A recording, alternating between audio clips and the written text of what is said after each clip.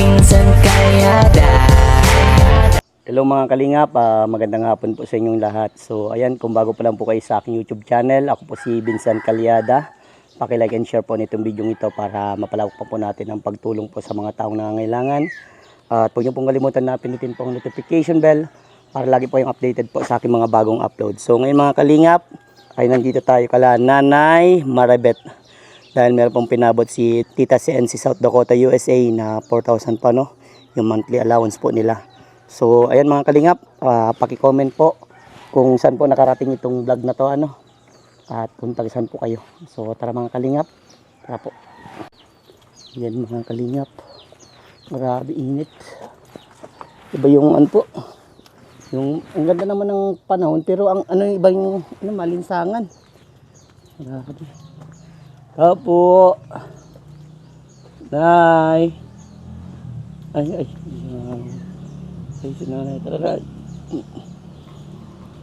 Makakapo ka ba dito? Ay, very good. Ito. Kaya mo pa ata dito? Sakit ang tuhod. Arthritis na, Nay. Lagi lang natin yan. Kamusta po, Nay? Ayos naman. Ayos naman po. Si Hiner. Ano ba? Uy, si Iner, andyan. Nakatrabaho si Iner, ay ano po? Ba't masakit ang tuhod, Nay? Ano yata yung acid. Arthritis. Arthritis. Pambira. Dami ng sakit, Nay. Dami nang naglalabas na sakit mo. Kasama na talaga daw yan. Kasama na po pagtanda. Kahit anong ingat na yan, no? Oo nga. Kamusta mo kayo dito sa bahay niyo, Nay? Ayos man. Ayos man po. Walang pinagkakabalan. Natulog. Natulog. Nagsamba po kayo nung nakaraan. Hindi. Parang hindi ako nakaano nung isa karaan. Sobra kasi sama ng pakiramdam ko nung karaan. Bakit po? Ewan ko. Sa init ay, Nanay. Grabe, Hindi ko kaya lumabas pag sobra init. Iba yung mga alinsangan na, Nanay. Pag lumabas ako dyan, para ako mahihilong.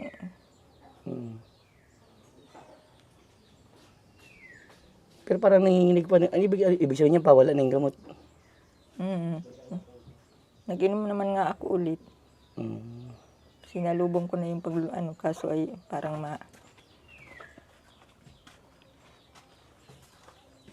ano yan ay, pag nag-iipekto, nanginginig ako. Pag wala, ganyan din. Natulog kasi ako, nakatulog ako dyan sa loob. Init. Pagbangon ko na, para ako nanginginig, sabi ko, wala na yung ng gamot. Nakinom ako ulit. Opo. Nalimpungatan ako ng ulan ay, pinilig ko yung sampay ko. Nagulan baga po dito, Nay? Nag-ambon. Galing ako nito ka, wala si Princess. Nanganak na si Princess. Ha? Nanganak na. Hindi po yung Princess baga pong yung PWD. Hindi ko alam si Prince dito yung natulungan ko baga. Kala ko si dyan sa Tres. Hindi ko po alam kung nanganak na po. May day yun ay, may baby na. Ayun, baby na. Always. Safe delivery, Nakakain na po kayo. Yan na. Yan na. Ayos man. So, Kanin ka palang to ka? Kanina lang po. Malayo, bundok yun ah. Po, malayo, bundok nga po. Ganun po yun every end of the, first week of the month na napunta ko doon. Sa inyo, kasabayan lang po kayo nun, kasi pares lang kayo tinutulungan po ay. Lagi po yun. Kasi sobrang layo, baga po, walang isang oras. Bundok yun eh. Bihira din ang biyahe dyan. Po. Narating mo na yun ay? Galugad ko na yun. Ay, kasi nung buhay yung asawa ko ay pinagansama ako na sa biyahe. Halos lagi kaming kasama. Kaya Salvacion, yung mga Luminsito, yung mga bundok na yan. Alam mo pala yung mga pinupuntahan ko na yan, ha? Hindi na ako makakatago pala sa inay pag hinanap mo ako. Alam mo yung lugar. So at least na kahit papaano, okay naman kaya, no? Mhm. Wala man na po kayong ibang nararamdaman po. Wala naman. Naging okay po yung tamang, ano po, yung tamang pag-inom ng gamot. Naging okay yung pangangatawan niyo po. Tsaka lagi akong nag-herbal. Tama yan. Pag hindi ako nakakainom ng herbal, talagang Mahina po sa pangangatawan po. mahina ang pakiramdam ko niyan. Tsaka ang daming masakit. Dahil masakit po. Ano po mga nasakit po pag di ka nakakain ng herbal? Yung kidney ko, Ay, kidney po. nasakit talaga siya. Dapat pag nag-inom ka siguro pong gamot, maraming tubig. Panay tubig ko, kaya yung galon na yung dala ni Nero. 3 araw ko lang yun. Ay, tama yun. Ako lang ang inom. Tama yun, ay, para mabilis ka mag po. Sige lang tubig ko. Para di ka ano yun sa kidney na eh. Hirap na ba? Grabe, pipikto na oh. Hinginig na naman ang nanay. So, ang hirap lang talaga pag walang masyadong trabaho na yan. Walang pagkakakitaan. Buti na lang may mga taong tumutulong sa mga katulad yun na yan. Siya nga. Grabe, Salamat na lang din at marami mga tumutulong. po. May mga gininto ang puso pa. Kaya po. Kaya yan lagi natin pasalamat namin sa ating Panginoon na may mga ganyan tao. Lahat yan ay pinagdadasal ko. Po. Yung mga taong nakakatulong sa kapwa. Sila Mark po, sila yun naka-enroll na po. Ma-enroll pa lang yan. Kailan pang pasukan nila? Sama ka ni kuya mo? Sama daw siya. Kailan pang pasukan? Ngayon daw, June. Ngayon din. Malapit na. Binilan ko lang kahapon ng uniform. Binilan mo po. Nagpurpis ka. Mga lang. gamit, di pa. Wala pa. May mga gamit na yan dyan. Mga gamit na po. Tama po yan. Utay-utay ko lang, ani. Paunti-unti lang po. Kami ang pag-arali natin na eh. Lalo na pati mga lalaki yan eh. Oo. Mahirap yan Sabi silang ko, bubuhay ng mag-school. pamilya. Mag-aral kang mabuti at mahirap ang ulang iniskulahan ngayon. Ayan nga. Kahit nakatapos ka lang ng high school man lang. Siya baga po. Awang kung magtino yan. Ate na iyan ay iba. Basta pamulat mo lang lagi nanay kung gaano kahalaga ang pagiging pagiging lalaki sa isang bahay. Mahirap pag naging patamad-tamad ang lalaki. Pag ako nagagalit ay nasabi yan, malakas ka na naman, may gamot ay. Kaya matapang ka naman. Pambira. Hindi, tapang na agad yan sa iyo. Balibase di siguro nanay nakaranas ng mga yung talagang palo eh, Hindi yan sa akin nakaranas kasi nagkasakit na. Maliit pa may sakit na ako. Kasi kung nakaranas siya, hindi magsasalita ng ganyan yan. Si papa niya talaga, pag yun ang namalo, Matik na. isang palo lang sa kanila.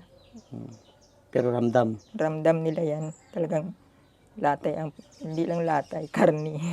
Pambira. Dugo, puwit niyan. Nadurugo po. Si Hinir nakaranas dun. Ito hindi.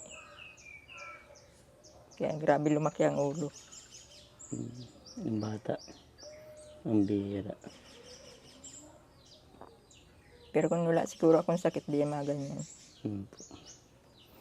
Pero yung nanay, tama po yung gamot mo, nakasa naman po, pang isang buwan Ayos yan. Minsan tama. pag pag dami kong trabaho, hindi pwedeng walang gamot. Parang medyo nakapos siya. Nakapos, naobliga kang parainom baga po. Mm. Pero mahirap ang nanay pag nagparainom, sabi baga nung doktor baga na yung pagpa-check up natin, bawal man daw baga pong sobrahan. Kung ano lang daw baga po yung nailagay na sa reseta, ganun lang dapat baga po. Ganun nga, dapat kaso nga niya, wala man nagtatrabaho dito sa bahay, kundi ako. Yun nga lang, yan mahirap. Kaya Kaya may sakit na, yan pa din nagtatrabaho. wala yung mga anak ko ay, sabi ko, bahala sila. Ayoko magparasalita, sabi ko. Mahirap na yan, nay. Kung paano ka, kumbaga, maglala yung sakit mo, di paano? Paano sila niyan? Noong nagtira ako doon sa anak kong panganay dyan sa dait, Opo. hindi ko kayang tagalan ang ugali. Ginagawa akong bata. Kung pagsalita na ako ay hindi ko kayang. Pambira. Pangit naman yan ay. Ba't kaya may mga ganung anak ano? Sabi Hindi ka ko, naman nata nanay naging masamang nanay sa kanila. hindi So yung naman. matapang na nanay, mga ganun Hindi ba? man. Napapalo ko man sila noon ay Dahil may kasalanan. dahil may kasalanan sila. Opo. Normal lang yun. Normal lang pati yun, mas matindi pa ang dinanas namin nung Opo, baga. kami pa mga bata. Pero sana na, ganitong may sakit ka, hindi dapat ganun sila. Dapat mas lalo ka nilang mahalin. Respeto, igalang ba. Kasi ikaw na yung may mabigat na pinagdadaanan. Sila nga, ilan ba halos lahat nanay anak mo? Pauwi daw yung isa kong anak, nasa Laguna yung Ilan na halos lahat bagang anak ko na bali anim yan eh. Pero mo yun, pinasan mo yung 6 na yun, tapos ganun pa susuko isa yun. Babae po yung uuwi dito. Yung nakita mo nung yung itim itim eh. Na babae po. Nakita ko na ba po yun? Nakita mo na yun. May asawa na po. Meron. Kasama po yung asawa pag uwi dito. Ihahatid lang yata siya. Ikaw pa din nata na mapakain ba? Pakitayin na. Matrabaho daw siya dyan sa dait. Tama yun. Ma-apply daw siya. Opo, tama yun. Sabi ko, tingnan ko lang kung tumagal siya. Close man nata po kay nanay. Yun lang mabait. Mabait po. Di man pala pasaway. Kala ko pasaway din. Ay, pasaway din yung ko sa pasaway. Pambira, lahat na pasaway. O nay, napabot po ni ano yan. Ni Tita Sen si South Dakota, USA. 4,000 nanay. Salamat. 3,000 po sa gamot, tapos 1,000 yung pambili-bili niya nanay kahit ano po. Salamat po, madam. At tinanggap ko na naman po yung suporta, yung padala nyo po. Maraming salamat po. Wala man po ako masabi kundi magpasalamat. Kaya ay patuloy lang po ang ano. Panalangin lang palagi.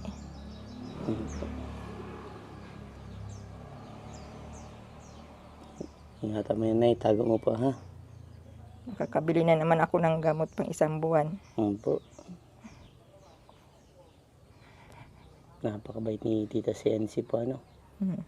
Itong inaalala kong dingding ng bahay ko mabagsak na. Yan nga po ano. Plywood ang kailangan niya na ano. Tinalian ko na nga lang dun.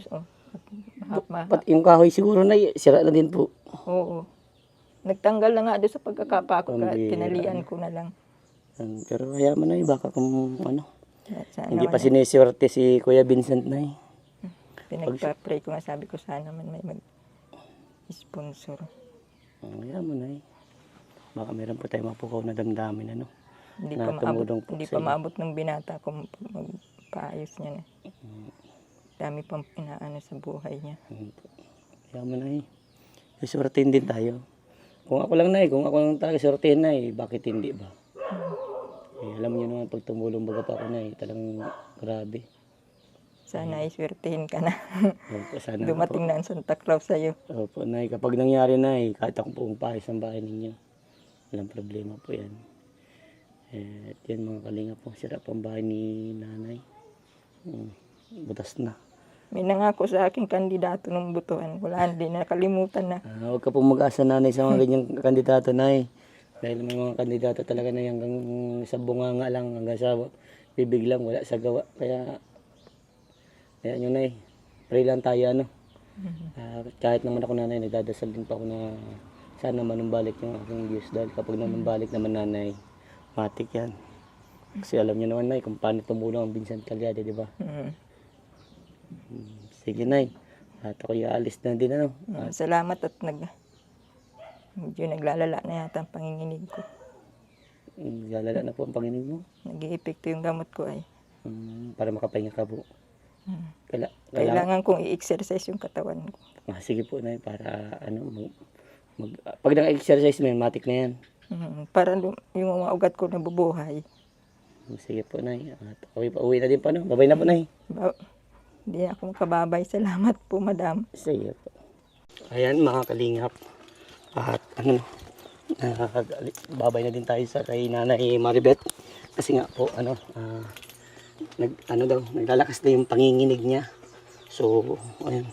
kailangan niya daw po mag-exercise para ano daw, mabuhay yung mga ugat niya. So ayan, salamat pong muli sa inyo at mag-ingat po tayong lahat. Diyos mabalos po sa inyong gabos.